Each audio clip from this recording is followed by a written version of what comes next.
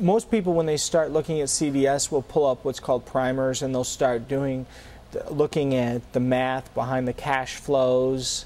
They'll start maybe reading a professor's paper on CDS.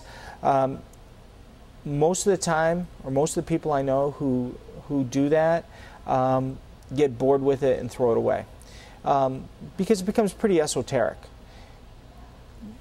In my opinion, the best way to understand CDS is to actually read the parts of those primers that talk about actual trades that you can enter in using CDS, whether it's a basis trade, whether it's a curve trade, and why would you enter into those types of trades. Once you understand how you trade CDS or why you would trade CDS, everything else starts to fall in place. The primers become very easy to read because you start to understand what a DV01 trade is. You start to understand why would I look at a basis trade here. You understand what the CDS is trying to accomplish, and once you understand what you're trying to do with it, going back to the minutia of cash flows and such becomes relatively easy to do because you kind of know what you're looking for in the back end.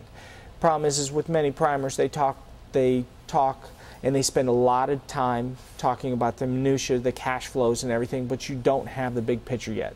So in my opinion, the first thing you start out with is maybe the indices. You start out with 5-year CDS spread, see how it moves, what's its volatility. Then you start to look at skew, you start to look at basis, you start to look at the different trades that you can execute to make money off of those things. How a CDS trader approaches a situation to make money, what type of trade they use,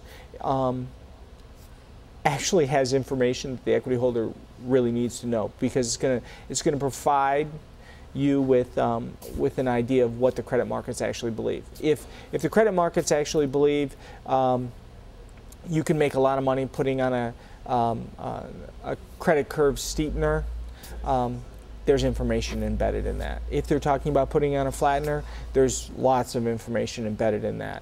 Both of those trades can be bullish or bearish. It all depends on the situation. And that information is vital.